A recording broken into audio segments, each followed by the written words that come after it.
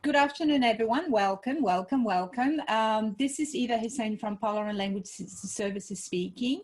Today, I have the greatest pleasure of welcoming someone that we've worked with. We were just trying to work it out during the briefing.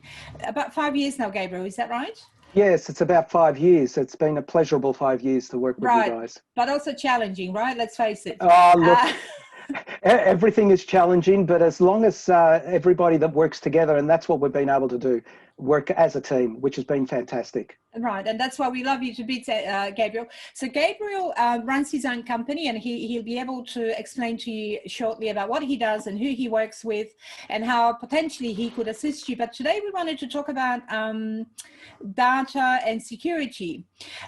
Just as an introduction, you can send your questions, those that are logged in through the registration page. You can put questions through and we'll answer them at the end. Everything's recorded, and if you've missed it or if you have to go and make a cup of tea, you can watch it afterwards. So that'll be on our YouTube channels and on Facebook and LinkedIn. And you can follow us on social media to get more information about upcoming webinars. If you have suggestions, contact us because we try and make those sessions relevant to what the needs are, and we're very interested in hearing of ideas and what you might want us to present on. So that's me. Most of you probably know me, that I've been the founder. I'm the founder of Polaron, and this is our 20th year. So we'll move on very quickly from that screen. Andrea, thank you. And this is Gabriel. Now Gabriel is the CEO of EIS Australia, and he's been managing that company, it looks like, for about 30 years, but he looks suspiciously young. So that's interesting. Have you doctored your CV? Yeah, I have actually. We work together because, you see, as we've been expanding, and those of you that work with us regularly, you know that we've put on staff and we work remotely. We have international office. That's been a massive challenge to make sure that everyone's resourced properly and everything's managed well. And data security is at the forefront of everyone's mind. So that is why we thought, who do we ask? We ask Gabriel. So he'll do his own slide show in a minute, just to talk about details of what you can do essentially to protect your data. But essentially, thank you, Andrea, for the next slide. Essentially, that's us. That's who we are. And this is what we do. It'll be on your on the presentation later. You can read every little detail. But why are we talking about data protection? Look, because as translators, we handle such sensitive data, and I cannot emphasize this enough. So from people's birth certificate to sometimes passports, confidential information that could potentially, if it got into the wrong hands, could potentially mean a lot of risk for the person, and including potentially in Australia, and I think Gabriel will be able to tell us more about that, including persecution. Like you can have criminal charges laid against you if you haven't protected data correctly. But it's an area that's confusing to a lot of people because particularly in the last, say, 5 to 7 years, there's so much that's changed in this space. Like everything goes on cloud, which is the reason probably why Gabriel's in the cloud right now.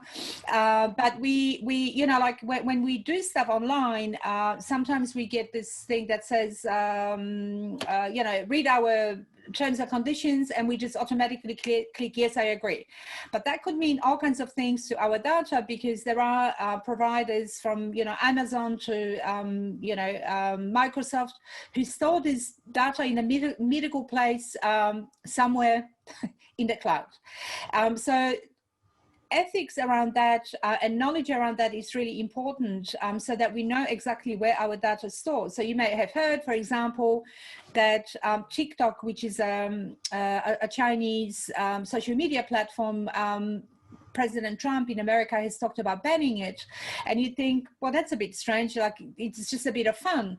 Why is he doing that? But the reason for that is that obviously, for rightly or wrongly, in America, they decided that it does breach security of the country. And maybe Gabriel can explain to us a little bit more about that.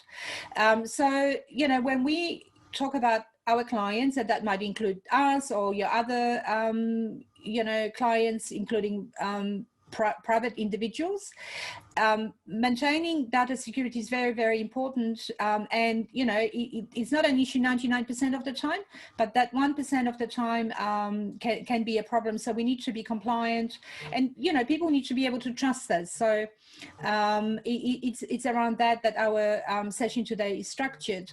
And some of you may have heard of things like ransomware, you know, people locking your system and requesting money.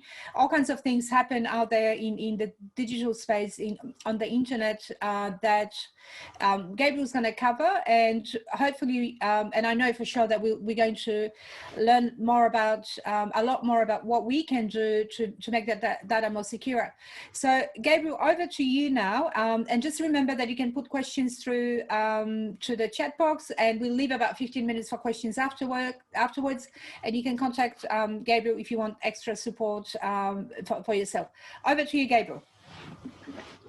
Thank you, Eva, and thanks for the fabulous introduction and kind words. And it actually has been quite a while in the sense of us working together. It's been challenging, but also a lot of fun as well.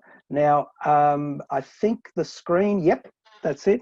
Welcome everyone to an overview, of course, about the file and data security, to highlight some of the things you guys can actually do to protect your customers' information as well as yours. I will actually say that there is a lot of information that we could cover, and we could be here basically a very, very long time, because cybersecurity and data protection is a very, very hard thing to actually do in such a short time. But I'm hoping that this presentation will actually give you some information. So basically trying to give you some direction and what is actually happening out there, and also at the same time try and give you some semblance of what you can do to try and protect your own data as well. As Eva mentioned, here's a little bit about my company, or our company, in the sense that I am the CEO of EOS Australia. EOS Australia has been around for a very, very, very long time. Well, since 2003. Sorry, Gabriel, I Yep. might just to interrupt you, because we cannot see your screen at the moment. Oh, you can't? Okay. Let's go back to the start. Let's see what's happened.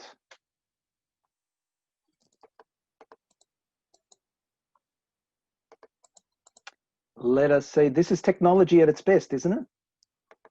There we go. And let's try again. That's it. Okay. Okay. Can you see the screen now? No, Andrea, No. we might get you to maybe run the Yes. presentation. That's all right. Sure. One Cool. second. Yeah. You see how we're staying calm, cool, and collected? Nothing phases us, Gabriel, does it? No, nothing phases us. Technology at its best. That's how I always say. Yep. You know. So we just wait for Andrea to. But you are very, very experienced in this field. So there we go. That's the presentation. And the company has also grown, I think, because there's so much demand for your services. Is that right? Well, it has. Basically, at the moment, we, due to COVID-19 especially, we've actually had to expand so quickly and try and get people on the cloud. We currently take care of a lot of companies that are small, let's say 1-man, 2-man bands, all the way up to Victorian government and Queensland government and the utility companies, gas, water and electricity, in regards to hosting some of the systems. So basically, in essence, we've actually, due to COVID-19, we've become even more in great demand. Security actually becomes an even bigger area of it as well. Basically, from our end particular point, we've been around since 2003. Collectively, our staff basically has about 120 years of experience. We do cloud solutions, file storage, online remote working portals. We also do software development, application development, hardware and managed IT services. So pretty much when you come to us, we can actually manage the whole lot for you without too much of a drama. If you need a direction, we're happy to actually help you as well in that particular case. So hopefully in time, we can actually show you different options that are available to you to secure or to work remotely, or to even work in your own office or anywhere in particular, anywhere in the world. Nowadays, you can virtually communicate anywhere. Basically, now we'll just get to a little bit of the data security side of it. In essence, data security, of course, as everybody knows, is the keeping your personal and work data safe, and from software such as spyware or any other type of software that may cause issues. The spyware becomes a bigger issue because nowadays when you just open up an email, sometimes you could end up installing a piece of software which you didn't really want to install and actually infect your system through and through. We actually know of a lot of companies that have been hit by ransomware, and some of them have actually been hit quite hard, and we've been actually called in to try and help them recover it, and can basically say that in most cases we've been very successful. But certain things have to be put in place to make sure that that information can be recovered. And of course, now there's Gabriel too, with everything happening on Zoom and GoToMeetings, and there's so many platforms that there are security risks even around that, right? Because people Yes. can join unbeknown to participants, and there's all kinds of security issues around video. Yeah, as an example, the Victorian government has banned the use of Zoom in their own way of doing things because because I know that this may be rightly or wrongly, because it's, as we understand it and we've been told, is because of being a Chinese-owned product. So whether that's true or not remains to be seen. It seems to be quite secure in some areas. It seems to be lax in other areas. I think they're all catching up. You've got teams that seem to have the security in some areas and not in other areas. So this is, COVID-19's actually exposed a lot of things that they would not have been able to know about, which is actually good or bad in that position. But we'll move on now to the security, why security is important. And pretty much the simple answer is to keep your information safe from the wrong people. Data security has always been important. It's pretty much a fact of life. It is actually time consuming sometimes to actually keep your data secure. So what we basically say is that if you can put certain elements in place to actually protect you, it can actually make your lives a lot easier as well. So if you do it up front, it can protect you for long term. Also, there's been the impact of the GDPR, which have got introduced into Europe, and actually some of it's been adopted by the Australian government as well, some of the actual areas that the GDPR has got. In essence, you've got to protect your data as much as possible so that your client's information has minimal chance of being breached, as well as if it is breached, it's actually, your clients have to be notified immediately, and what actions you're going to take to try and repair or fix the problem so that it doesn't happen again. Okay, so then we'll move on to the facts side of it. And of course, the internet is a daily use that we use a lot. And some of the things that we seem to be able to find is that a lot of people don't realize that every browser that they use, especially Chrome or Edge or any of that, sends information back to the respective companies. So sometimes some of that information can actually be a breach of the security as well. Right. So the data that you use, so just to put people in the context, let's say you go to Google and search for something, or use a browser. The data is not owned by you anymore. It's owned by the company that provides the platform. Yes. And it's same with Facebook and Twitter and all of those. It's in the conditions of use, which of course nobody reads. Yes, that's right. And what also ends up happening in that particular case is that, as an example, you may actually have installed Windows, okay? And Windows 10, and please bear in mind, I'm using Windows, but Apple, Google, and all of those do exactly the same thing. There is actually a way they send back what they call telemetry. Some of that telemetry is actually keystrokes. Part of your keystrokes is actually your username and passwords, your account details, all of that sort of stuff. So what we always suggest is turn off as much as you possibly can of the telemetry that gets sent back to those companies.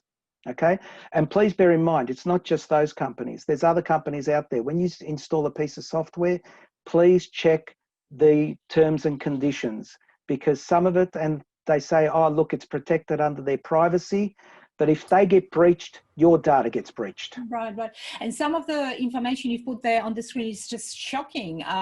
You know, particularly since COVID, you say that, so this is the American FBA, that reported 300% increase in reported cybercrime.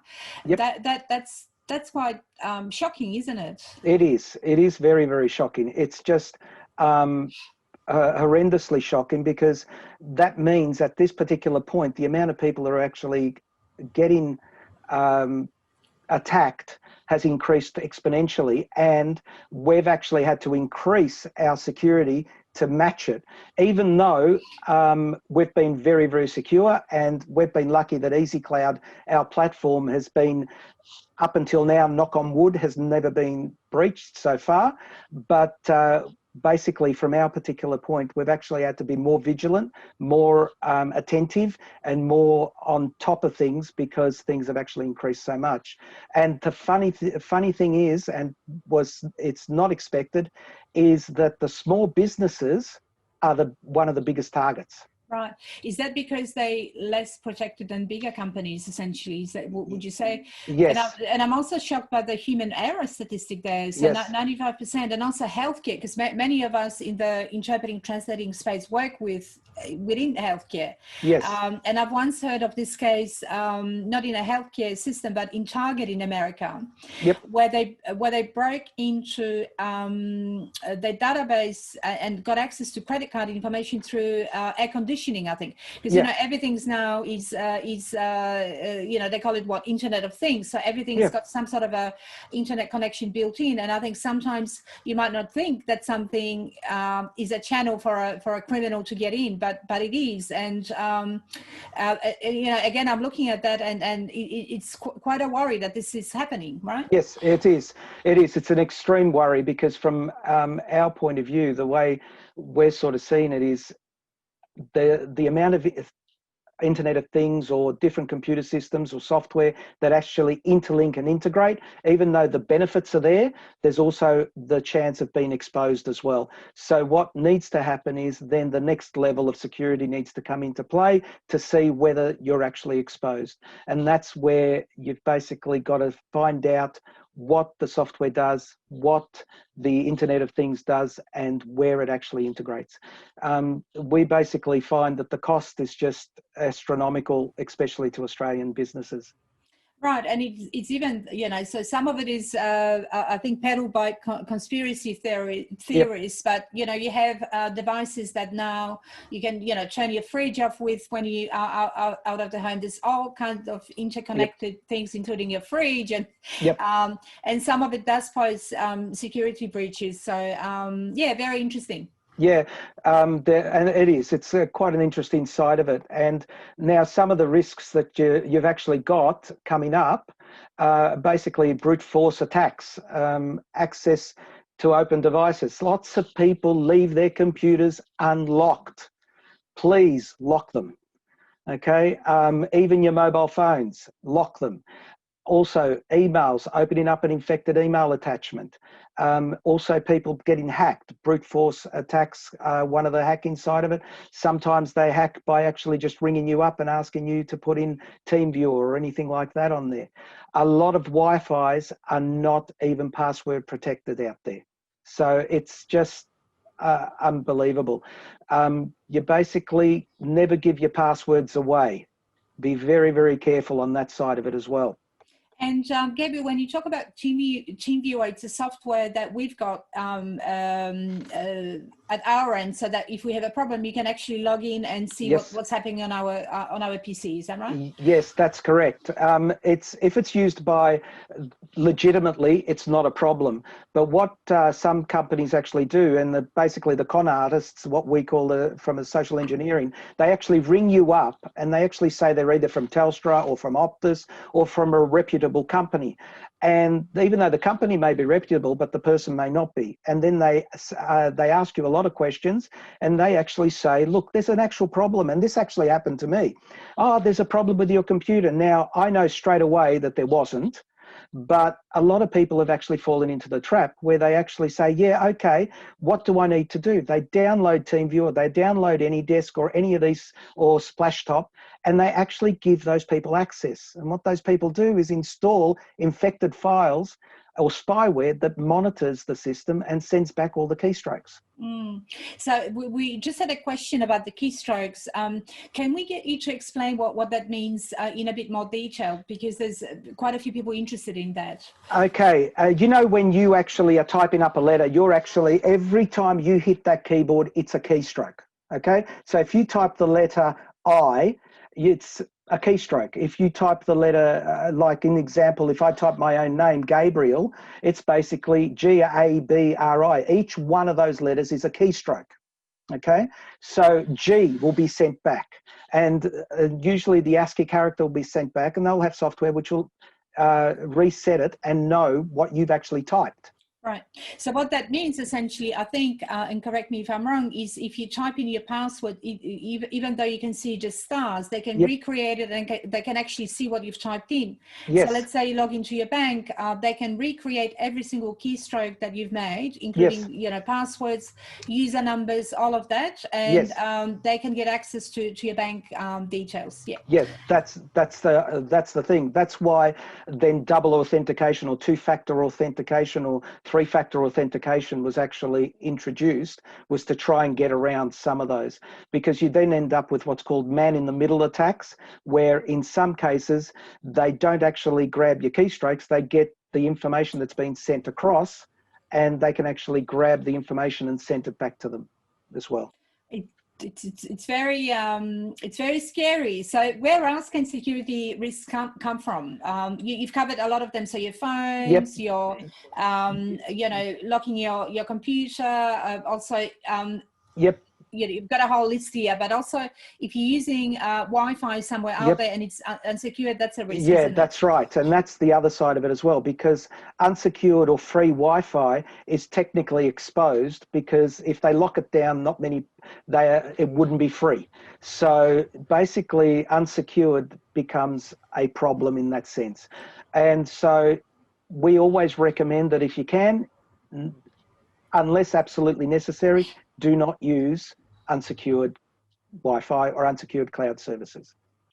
Right, and this attacks are so sophisticated. So what happened to me once, I think I was in London, maybe at the airport. So I came off a plane, and you know, the first thing you do, of course, you check your phone. And I can't remember if I was using Wi-Fi or not. But anyway, I got an email from someone at work that said something like, "Hi, it's me. We've got a problem with a client. Email me straight away." Yep. So like, and it sounded so, you know, like initially it sounded so genuine, and I'm like, oh, you know, like what happened? And the minute you start engaging with someone like that, they can really do a lot of damage. Yeah. Yep, that's right. They can actually do an extreme lot of damage. And as an example, I've got on the next slide, basically phishing emails. This is something that got sent to a particular person, pretending to be a Costco wholesaler. All right. Now, can anybody actually see where they could have found out that this was not a legitimate email? Just quickly, I'll show you. The Costco logo is different. Okay.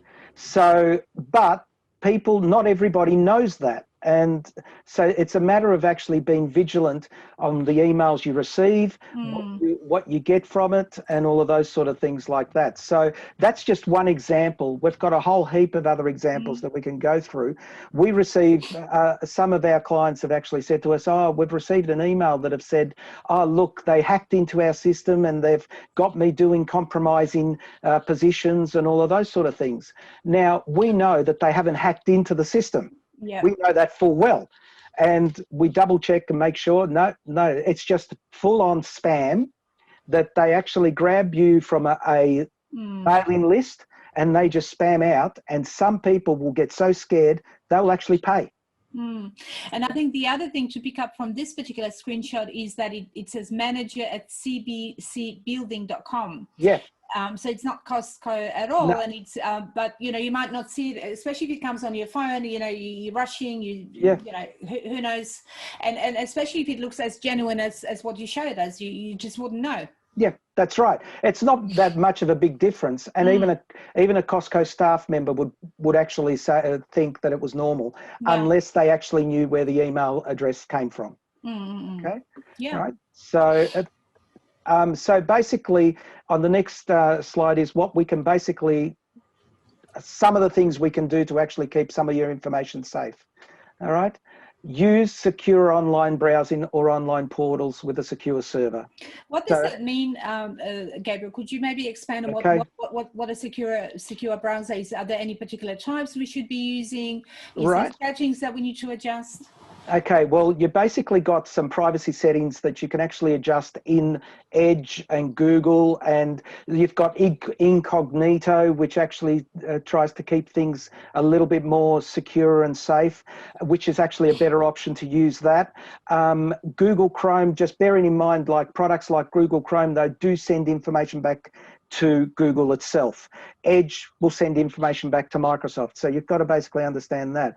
Then you've got Firefox. Firefox is a lot better at security in the privacy sector, but when you put it in a remote environment, doesn't work as well in a remote environment. So you've sort of got to edge your bets in some cases, but try and turn off as much as you possibly can of any feature that actually sends back any telemetry or any information.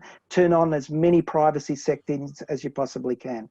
In some cases, you have to be within reason, because if you turn off some privacy settings, you and I would not be having this conversation right now. Right. Yeah. Okay. So it's a fine balance, but you've also put there like basic things that you know, reduce the, you know, lock your device. Try not to store things on in locations that you're not familiar with, and have an antivirus, anti-spam software on all your devices. Does that include your phone? That includes your phone as well, if possible, because back in the old days, it wouldn't have been so much of a problem, but now they're starting to even attack Android and iOS phones. So we basically also recommend putting antivirus, anti-spam on those. The one thing is that with storing files locally, and a lot of people don't realize this, if you're using a remote environment especially, keep it on the remote environment, because that's going to be a lot more protected than your local computer.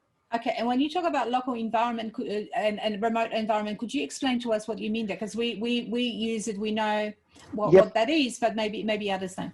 Okay, it's basically a remote environment will be, let's say, like a desktop in the cloud. So you're actually hooking into another computer in the cloud that actually acts like your local computer. All right. And the idea of that is to add additional protection around your system to actually keep all your customers' files as secure as possible.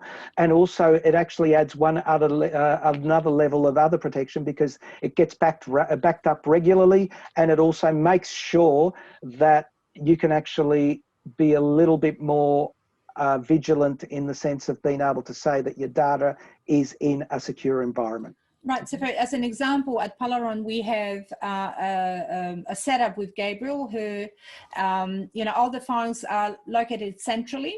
So now that everyone, you know, needs to work from home, especially in Melbourne, we all can access, you know, at the same time, files that are sitting at Gabriel's end somewhere in the cloud.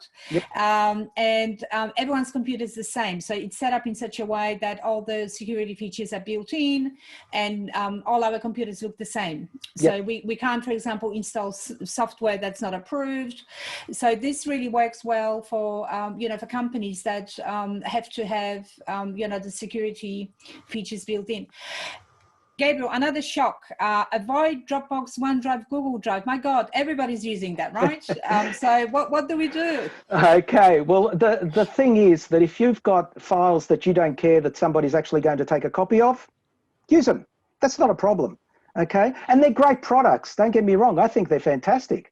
The problem that you've got is if you've got secure files that you need to make sure don't actually end up in somebody else's hands, because Dropbox, OneDrive, Google Drive will end up on your mobile phone, on your computer, and you will need to access those files through that particular medium. And of course, what does it save? It saves your username and password to those particular files. So if somebody breaches your laptop, they've got access to every file that's on Dropbox. They've got access to every file on OneDrive, on Google Drive, all of those sort of things. And then once they've got that, they've got your machine, they've got all your files. So even though there's the security on the other end, but where the security fails is at the front end. And Gabriel, who owns stuff that you put on Dropbox or on Google Drive? At this particular point, from our understanding, the stuff that's in Dropbox is still yours to use. And OneDrive is still yours and Google Drive is still yours. But as an example, if you put it up on Facebook or Twitter or Instagram, their information or their particular terms and conditions, it's all owned by them. Mm-hmm. Okay. And what's VPN? A VPN is virtual private networks. Basically, what that does is you actually put a piece of software on your laptop or computer, or you actually put a piece of software or your router can actually handle it directly at your home or at your business, which actually redirects through secure servers so that you can pretend to be either from Melbourne, Sydney, so you don't actually know, or you could be from anywhere in the world. So the actual person or the people trying to get to your system doesn't actually know where you are or what your systems are, and that's basically another layer of security that you wouldn't normally have. Mm-hmm. And setting up strong passwords, you know, not password 1 or ABCD or whatever, which that's a really good point. And most websites will tell you whether your password is strong enough to, you know, and you shouldn't really have one password for everything, because if your data is breached, they'll be able to get into everything that you've got. Yeah.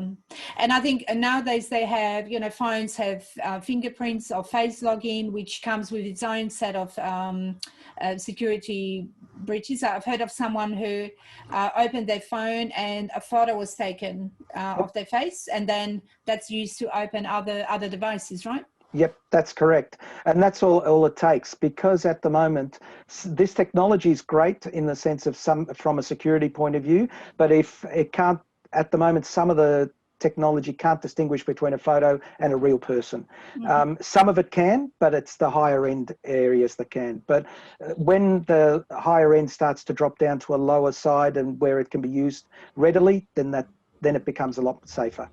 So it sounds to me true, like whenever you sign up with anything from Spotify to Facebook, you do need to read those terms and conditions. Yep. And I think some of those platform providers have been encouraged, or if not made in certain jurisdictions, to make those terms and conditions simpler so that people can actually understand. But if you start reading something like Google, you will know that even if you type something in the search engine, they own it. You know, like, you know, we know, for example, that there are security concerns with Gmail because guess what? Nowadays you see ads if you have a Gmail account, so they know how to serve them to you because they monitor your, you know, your watching habits, or your, you know, like everything's connected. And you know, you might be, you know, on your phone, all of a sudden you're seeing an ad for something that you spoke to someone about, you know, just yesterday. Talk us through backing up of your data, because that's an important thing. Okay. Well, in the context of the work we do.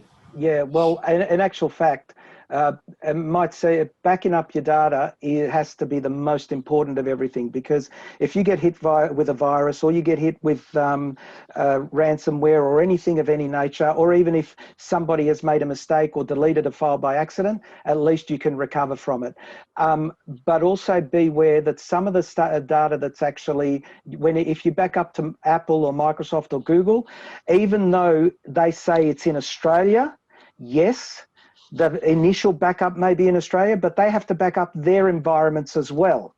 All right. And so then where does their whole environment get backed up? That we don't ask those questions, and those questions never get answered either. So even though you may have backed up to Apple or Microsoft or Google, please bear in mind. And in some cases, some of that data is actually filtered through and checked for marketing possibilities to you as well. Okay. Right, and I think that's one of the things that GDPR tried to address in Europe by making the whole system more transparent. And there are massive fines if you breach data, and it's to do with spam and all kinds of things. But I think it's still pretty opaque and pretty difficult to actually navigate yourself through this maze of information. And that they also have a way of presenting it that you wouldn't even know. If you're not an IT specialist. Yeah, and that's the thing, because there's so many different options and so many different companies and different ways of actually interpreting a lot of these documents and terms and conditions, it actually becomes very, very overwhelming. So what we've basically said is that you've got to actually look at each case by case, because in some cases, if the data gets breached, you're not actually worried. But what we've been finding now, as time's been going on, the data that's getting breached is becoming more and more important that it doesn't. So 90% of the data that people now are working with is client data, and most of it needs to be protected. Okay. And I think especially now when everyone's working from home on their laptops, and as you said, in America alone, that's instances of data breaches and criminal behavior, I guess, essentially, it has increased by 300%. Yep. Okay, so we kind of nearing, so we've got about 10 minutes for questions. Is any other slides? It's been fascinating, by the way. Any more? Well, we can keep going on forever and ever pretty much on this topic, as you can tell, Eva. There's just so much. But one thing is that, as an example, our Easy Cloud, we can actually do storage and save, and everything is stored in Australia, and we actually make sure that it stays here. Nothing actually moves out of it. And our data center actually is an ISO 27001 approved data center, which is government approved, and which means that we've actually had to go to the nth degree to make sure everything is fine. What I thought we might do is just, and what we do recommend when you back up, do version control, do daily snapshots, take as many different options of backups that you possibly can, because at some point you will need it. And if you do not back up, and I'm sorry, I'm going to be blunt here, you deserve to lose your data. Oh, okay. Well, we back up because we.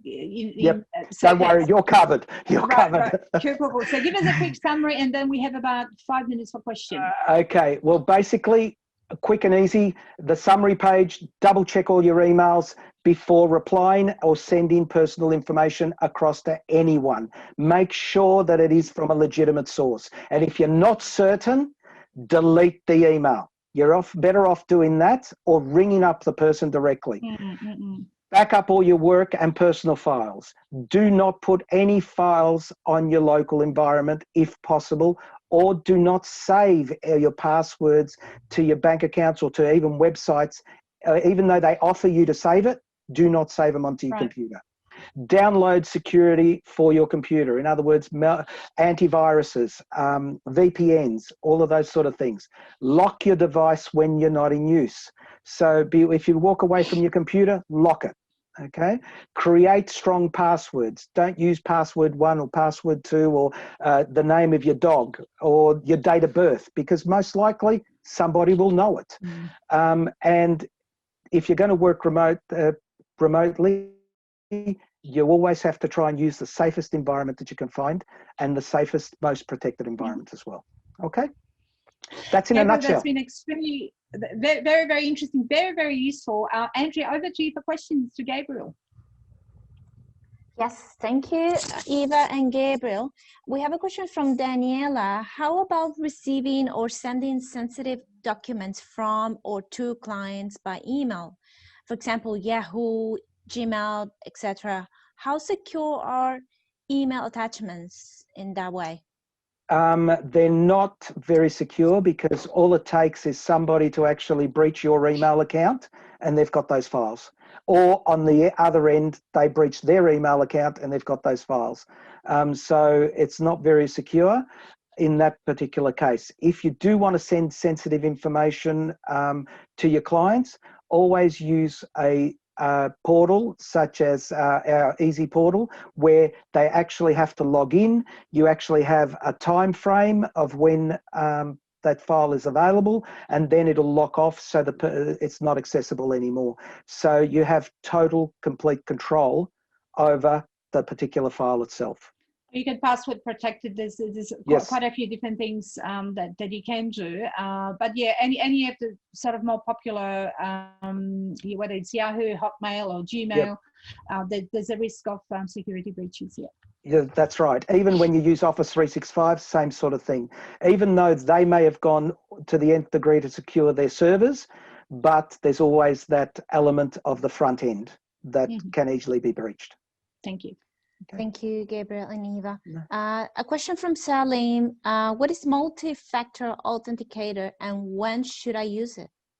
Okay, multi-factor authentication, or in some cases, two-factor authentication is, as an example, you've put in your username and password into a website, and then they send you a PIN number via email or via SMS. You type in that PIN number, and then it allows you in. Okay, so you get a new PIN number every time you log in. That's known as two-factor. Multi-factor is that you may get an email with a PIN number or an SMS, and then they ask you a question as well to verify that you are who you say you are. And it's a question that only you can answer. So then it becomes the multi-factor side of it. So, for example, banks use a lot of that, or any sort of transactions that are financial or require that extra level of security. Yeah. Yes, that's correct. Yeah. Yes. Thank you, Gabriel and Eva. There's no more questions at the moment. Okay, I think we're done. I do have a question to you, Gabriel. Though, how do we contact you, and what can you do for, individual providers? Because I think a lot of our colleagues that have watched this are probably working from home, and it sounds like you do provide that sort of service. Is that right? Yeah, we do. We provide it to the small companies that are even sole traders or sole proprietors, all the way up to very large companies. So from our end, everybody deserves good service, and everybody deserves protection, and everybody deserves the systems to actually work. So we don't look at it from being small or big. We look at everybody the same. And you can contact us at, or you can contact me directly at gvanni, Gvanni, at eisaust.com.au. Or you could go to our website, which is www.eisaust.com.au. Yeah. So from my point of view, I can tell you that we do call Gabriel, unfortunately, in the middle of the night, and he's very responsive. From time to time, it's a bit of a challenge, but our company works around the clock. So we have offices globally. So the level of support that we need probably won't be as if you were to speak to Gabriel, it wouldn't be as extensive or as needy, I guess, as we are. But he's someone that we really trust and definitely rely on a lot. So if you felt that you'd like to have a conversation with Gabriel, go for it. We heartily endorse him because he's a good guy, and he's got a way of explaining things that's really simple. And he's also inquisitive. He knows he needs to be ahead of the game, essentially, because if you think about it, there are people with bad intentions, criminals, people that are bored. Teenagers can nowadays break into. I mean, every now and then you hear that they've broken into Pentagon and all kinds of things. So it is about trying to do the right thing. You'll never be able to remove that risk 100%, but I think even if it's 95%, then it's better than zero. And I think if we, because we have so many devices and so many things that we are connected to, it'll be good to sort of stop and think, okay, what do I have?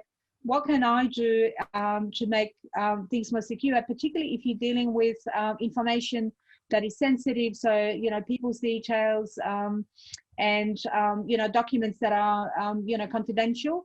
It's going back to that initial slide that I put. Think about your ethics internally, and also what you can do to reassure yourself and your clients, whoever they may be, that you've done everything you can at your end to protect the data that you handle. So Gabriel, on that note, I'm going to hand over to you for 3 tips, just as a summary of what people can do today to get better at protecting their data. First tip, back up your data. That's above all, okay? The second tip is actually improve your password, make it as strong as you possibly can, and change it often. Like at least every 60 days, change your password. The third tip, lock your system, at least so that nobody else can actually get in, and don't give your password to anyone. Okay. Okay. And I have a tip number 4, contact Gabriel if you have any questions. So thank you so much for being part of this. It's been extremely useful, very interesting, and we are very grateful for dedicating the afternoon to us. We wish you a good afternoon and fewer problems. But I think the way that I see that things are just going to, I don't want to say worse, but I think you always have to be ahead of the game in how we look at data security. So thank you ever so much for being part of this this afternoon with us. No, thank you, Eva, for letting me actually present today, and it's absolute pleasure. Like we work together well. I thought, from our point of view, thank you for everything you've actually put forward with us. And I'd like to thank everybody for listening as well. So if you have any questions or anything at all, just email me, and I'm happy to actually assist. Thank you ever so much, and thanks, Andrea, for being the star behind the screen. And we'll see in a month where we're presenting on, Andrea, what's the topic? Do we know yet? No, we don't have any topic We yet. don't have a topic, so come to us with ideas. So whatever you want to learn, let us know, and we'll put it on for you. So thank you, Gabriel. Thank you, Andrea. Thank you, everyone, for watching. Thank you. Bye. Bye.